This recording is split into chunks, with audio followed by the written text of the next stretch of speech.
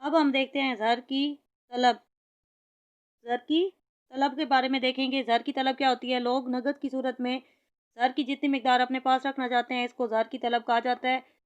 لوگ زر کی طلب کیوں کرتے ہیں؟ اس کے دو بنیادی عناصر ہوتے ہیں۔ ایک ہمارے پاس محرک روزمرہ کی ضروریات، دوسری تخمینی ضروریات ہوتی ہیں، جس کی وجہ سے لوگ زر کو اپنے پاس رکھتے ہیں۔ روزمرہ کی ضروریات کون سی ہوتی ہیں؟ گھریلو ضرورت ہو سکتی ہے جس کے لیے لوگ طلب کرتے ہیں، کاروباری ضرورت ہو سکتی ہے، یا ناکانی صورتحال یعنی ایسی صورتحال جس کی وجہ سے فوراً آپ کو زر کی ادائیگی کرنی پڑتی ہے، جیسے کوئی بیمار ہو جاتا ہے تو اس صورت میں آپ کو زر نقد کی ضرورت پڑتی ہے۔ تو ان تمام صورتوں میں آپ کو زر کی جو آپ نقد طلب رکھتے ہیں اس کو زر کی روزمرہ کی ضروریات کی طلب زر کا نام دیا جاتا ہے۔ روزمرہ کی ضروریات کے لیے جتنی نقد رقم رکھی جاتی ہے اس کو ہم ایل ٹی سے یعنی زر کی معاملاتی طلب سے ریپریزینٹ کرتے ہیں۔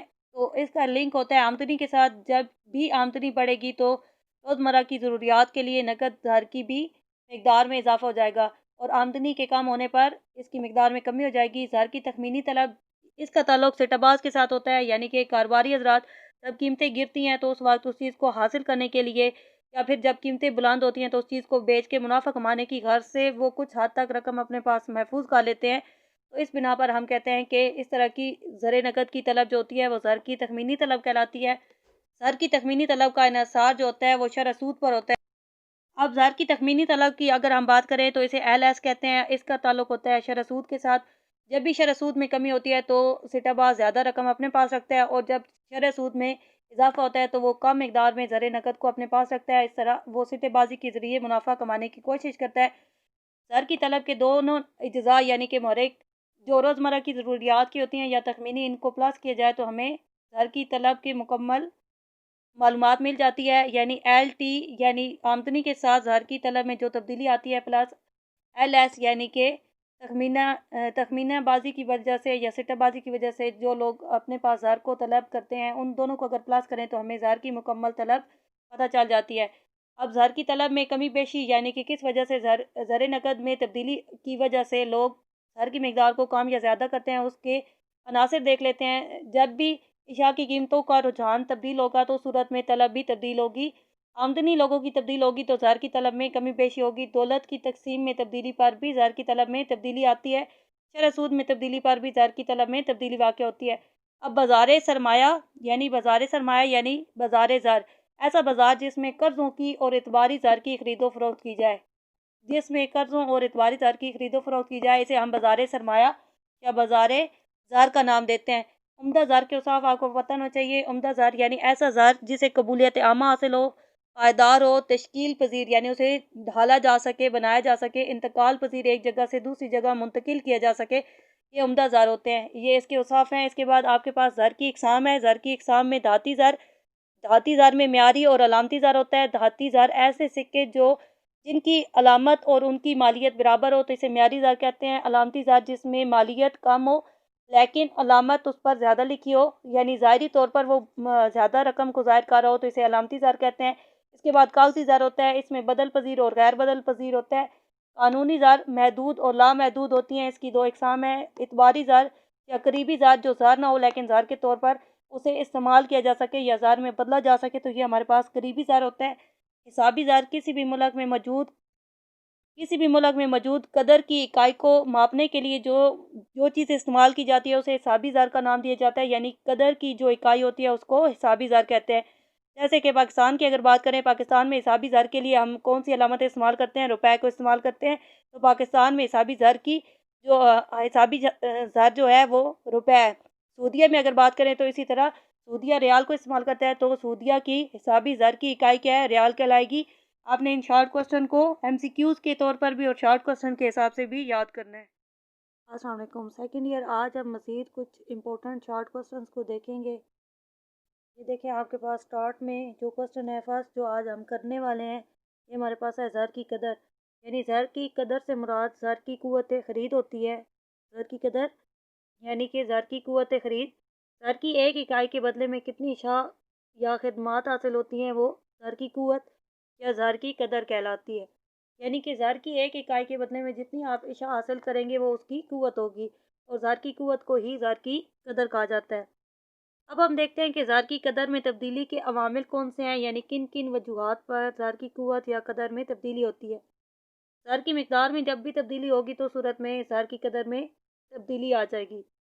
زر کی گردش میں جتنی تبدیلی ہوگی اس کی وجہ سے بھی زر کی قوت یا قدر میں تبدیلی واقع ہو جاتی ہے۔ آبادی کے دباؤ میں جب بھی تبدیلی ہوگی، آبادی کم یا زیادہ ہوگی، اس کی وجہ سے بھی زر کی قوت خرید یا زر کی قدر میں تبدیلی واقع ہو جاتی ہے۔ اس کے بعد اشیاء و خدمات کی مقدار میں جب بھی تبدیلی ہوگی اس صورت میں بھی زر کی قوت خرید یعنی کہ ایک اکائی کے بدلے میں اشیاء و خدمات جو حاصل ہو رہی ہوتی ہیں ان کی مقدار میں تبدیلی آ جاتی ہے، یعنی اس کی قوت خرید میں تبدیلی آ جائے گی۔ اب اگر ہم دیکھیں تو زر کی گردش کی ہم نے بات کی، زر کی گردش یعنی زر کا ایک ہاتھ سے دوسرے ہاتھ میں منتقل ہونا زر کی گردش کہلاتی ہے، اور زر جتنے زیادہ ہاتھوں میں گردش کرے گا وہ زر کی گردش در حقیقت زر کی رسد کو اتنے گنا بڑھا دیتی ہے۔ تو آپ نے یاد رکھنا ہے قدر کا مطلب ہوتا ہے قوت خرید، ٹھیک ہے۔ اشیاء و خدمات کی جتنی مقدار ایک اکائی کے بدلے میں حاصل ہوتی ہے وہ زر کی قوت ہوتی ہے، اور اس کی قدر یا قوت کو تبدیل کون سے عناصر کرتے ہیں؟ اس میں ایک آپ کے پاس زر کی گردش ہے، یعنی کہ زر کی گردش یعنی ایک ہاتھ سے دوسرے ہاتھ میں زر کا منتقل ہونا زر کی گردش کہلاتا ہے۔ اس کے بعد اگر ہم دیکھیں تو ہم نے بات یہاں پہ قوت یعنی خرید و فروخت کی بات کی ہے، یعنی کتنی اکائیاں ایک زر کی اکائی کے بدلے میں اشیاء کی حاصل ہوں گی اسے ہم کہیں گے زر کی قدر۔ تو اب ہم قیمت کو دیکھ لیتے ہیں۔ افراط زر آپ کے پاس ہوتا ہے، امپورٹنٹ کوسچن ہے، شارٹ میں بھی آتا ہے اور اس کے علاوہ یہ MCQs میں بھی آ جاتا ہے، تو آپ کو پتہ ہونا چاہیے زر کی افراط زر کے ساتھ قیمت کا بھی تعلق ہوتا ہے اور قدر کا بھی۔ افراط زر کی ڈیفینیشن آپ دیکھ لیں، زر کی مقدار میں اضافہ، یعنی زر کی مقدار میں جب بھی اضافہ ہوگا تو قیمتیں بڑھ جائیں گی، قیمتوں میں اضافہ ہو جائے گا، جبکہ زر کی قدر میں یا زر کی قوت میں کمی واقع ہو جائے گی، یعنی کہ جب زر کی مقدار بڑھے گی تو صورت میں ایک فرد کی قوت خرید کیا ہوگی، اس میں کمی آ جائے گی، ٹھیک ہے۔ جب قوت خرید میں کمی آ جائے گی تو اس کو ہم کہیں گے افراط زر، یعنی زر کی مقدار بھی بڑھے گی، قیمتیں بھی بڑھیں گی، لیکن قدر میں یا قوت میں کیا ہوگی، کمی واقع ہوگی، تو اس صورتحال کو ہم کہیں گے افراط زر۔ اس کے برعکس اگر ہم دیکھیں تو تفریط زر ہوتا ہے، یعنی زر کی مقدار میں کمی ہو، قیمتوں میں بھی کمی ہو، لیکن اگر قیمتوں میں بھی کمی ہو رہی ہے اور مقدار میں بھی کمی ہو رہی ہے تو صورت میں آپ کی زر کی قوت یا قدر میں اضافہ ہو جائے گا، تو اس کو ہم کہیں گے تفریط زر۔ اب دوبارہ سے ہم اگر دیکھ لیں تو ہمیں سمجھ آ جائے گی کہ زر کی قدر در حقیقت کیونکہ اگر زر کی مقدار میں اضافہ ہوگا تو صورت میں قوت خرید میں اس لیے کمی ہو جائے گی، قیمتیں بڑھ چکی ہیں، اور ہم نے بات کی کہ زر کی قدر در حقیقت زر کی ایک اکائی کے بدلے میں اشیاء و خدمات کی جو مقدار حاصل ہوتی ہے وہ زر کی قوت یا زر کی قدر کہلاتی ہے۔ اب قیمتیں زیادہ ہو گئی ہیں جس کی وجہ سے کیا ہوا، اسے ایک اکائی کے بدلے میں زر کی ایک اکائی کے بدلے میں پہلے سے کم چیز حاصل ہو رہی ہے، تو اس کا مطلب ہے اس کی قوت خرید میں کمی ہو گئی ہے۔ یہاں پہ دیکھیں آپ کے پاس زر کی مقدار کم ہوئی، ساتھ ہی آپ کی قیمتوں میں بھی کمی ہوگی۔ اب آپ نے زر کی ایک اکائی کے بدلے میں آپ کو پہلے سے زیادہ، اس اکائی کے بدلے میں پہلے سے زیادہ جب قیمتیں پہلے سے زیادہ اشیاء و خدمات حاصل ہو رہی ہیں، تو اس کا کیا مطلب ہے، اس کا مطلب ہے کہ آپ کی زر کی قدر یا زر کی قوت میں اضافہ ہو چکا ہے، تو اس صورتحال کو ہم تفریط زر کا نام دیتے ہیں۔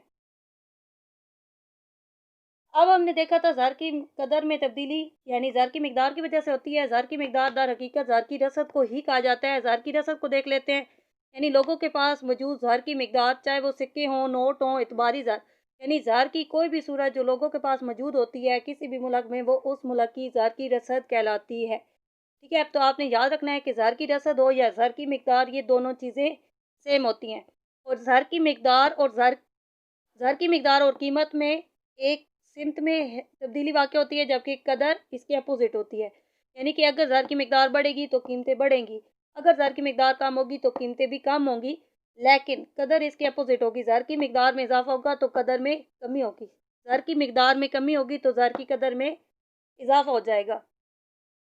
اب ہم دیکھتے ہیں تو ہمارے پاس زر کا ایک اور امپورٹنٹ کوسچن جو پیپر میں آ جاتا ہے وہ زرعی پالیسی ہوتا ہے۔ زرعی پالیسی کیا ہوتی ہے تو آپ کو پتہ ہونا چاہیے، زرعی پالیسی یعنی زر سے نکلی ہے، اور زر کون جاری کرتا ہے، مرکزی بینک۔ تو آپ کو پتہ ہونا چاہیے ملک میں قیمتوں کو کنٹرول کرنے، معاشی نظام کو مستحکم کرنے کے لیے مرکزی بینک زر کی رسد، یعنی یہ لوگوں کے پاس موجود سکے، نوٹ، اعتباری زر وغیرہ، اس سارے کا لنک ہوتا ہے مرکزی بینک کے ساتھ۔ تو مرکزی بینک زر کی رسد کی مدد سے قوت زر یعنی قدر زر میں یا پھر قدر زر کو مستحکم کرنے کے لیے جو پالیسی مرتب کرے گا تاکہ زر کو معاشرے میں قیمتوں میں نہ افراط زر ہو نہ تفریط زر ہو، تو اس کے لیے جو پالیسی مرتب کرے گا اس کو ہم زرعی پالیسی کا نام دیں گے۔ آپ نے یاد رکھنا ہے کہ زرعی پالیسی کا تعلق کس سے ہے؟ مرکزی بینک سے۔ مرکزی بینک زر کو مستحکم کرنے کے لیے کیا کرے گا؟ زر کی رسد میں تبدیلیاں کرے گا۔ زر کی رسد میں کیا کچھ شامل ہوتا ہے؟ سکے، نوٹ، اعتباری زر وغیرہ۔ ان سب کو وہ اس طرح ارینج کرے گا کہ ملک میں نہ افراط زر ہو نہ تفریط زر ہو، تو اس طرح جو پالیسی کسی بھی ملک میں اپنائی جاتی ہے اسے ہم زرعی پالیسی کا نام دیتے ہیں۔ اب ہم نے جب زر کی رسد کی بات کی ہے تو آپ کو بتاتی چلوں کہ زر کی رسد میں کیا کچھ شامل ہوتا ہے۔ اعتباری زر یعنی چیک، ہونڈیاں، کریڈٹ کارڈ، یعنی وہ تمام زر کے ذرائع جو زر نقد تو نہ ہو لیکن زر میں کنورٹ یا نقد میں اسے تبدیل کیا جا سکے، تو اس تمام طرح کے جو ہوتے ہیں عناصر وہ سارے بھی رسد کا ایک اہم اور امپورٹنٹ حصہ ہوتے ہیں۔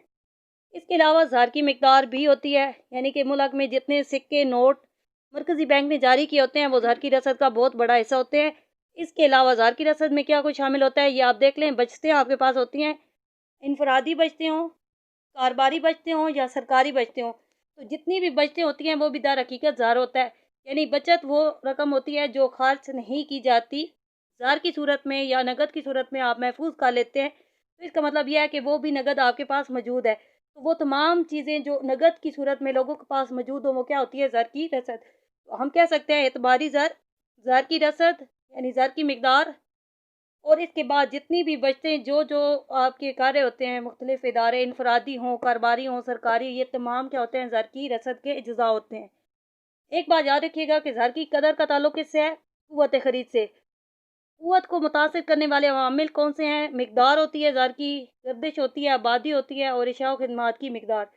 گردش یعنی ایک ہاتھ سے دوسرے ہاتھ میں زر کا منتقل ہونا، جتنے ہاتھوں میں یہ زیادہ ہوگا اس کی گردش اتنی زیادہ ہوگی، جتنی گردش زیادہ ہوگی اتنی زر کی رسد میں بھی اضافہ ہو جائے گا۔ تو یاد رکھیے گا کہ زر کی رسد کو کافی حد تک زر کی گردش بھی متاثر کرتی ہے۔ افراط زر میں کیا ہوتا ہے؟ زر کی مقدار بڑھتی ہے یعنی زر کی رسد میں اضافہ ہوتا ہے، قیمتوں میں اضافہ ہوتا ہے، لیکن قدر میں کمی ہوگی، قوت خرید میں کمی ہو جاتی ہے۔ تفریط زر میں اس کے اپوزٹ ہوتا ہے، یعنی زر کی مقدار میں کمی ہوگی، قیمتوں میں کمی ہوگی، لیکن قوت میں، قدر میں اضافہ ہو جائے گا۔ اس کے بعد زر کی رسد یعنی لوگوں کے پاس موجود زر کی مقدار کو کہا جاتا ہے۔ یہ چاہے سکے ہوں، نوٹ ہوں، اعتباری زر، کوئی بھی صورت جو زر کی صورت میں لوگوں کے پاس موجود ہے وہ اس ملک کی زر کی رسد کہلاتی ہے۔ زرعی پالیسی کا تعلق مرکزی بینک کے ساتھ ہے۔ مرکزی بینک زر کی رسد کی مدد سے قیمتوں کو کنٹرول کرنے کے لیے، معاشی نظام کو مستحکم کرنے کے لیے جو کچھ کرتا ہے وہ سارے زرعی پالیسی کا حصہ ہوتے ہیں۔ پھر ہم نے دیکھا زر کی رسد کے اجزاء، اس میں اعتباری زر بھی ہوتا ہے، زر کی رسد بھی ہوتی ہے، یعنی آپ کے قانونی زر بھی آپ کہہ سکتے ہیں۔ اس کے علاوہ بچتیں بھی شامل ہوتی ہیں، چاہے وہ انفرادی ہوں، کاروباری ہوں یا سرکاری۔ اس کے علاوہ اس میں شامل ہوتی ہے زر کی گردش۔ زر کی گردش یعنی کہ زر کتنے ہاتھوں میں گھوم رہا ہے، یہ بھی آپ کی زر کی رسد کے اجزاء بھی ہوتے ہیں، انہیں کو زر کی رسد کے ذرائع بھی کہتے ہیں اور عوامل کا نام بھی دیا جاتا ہے۔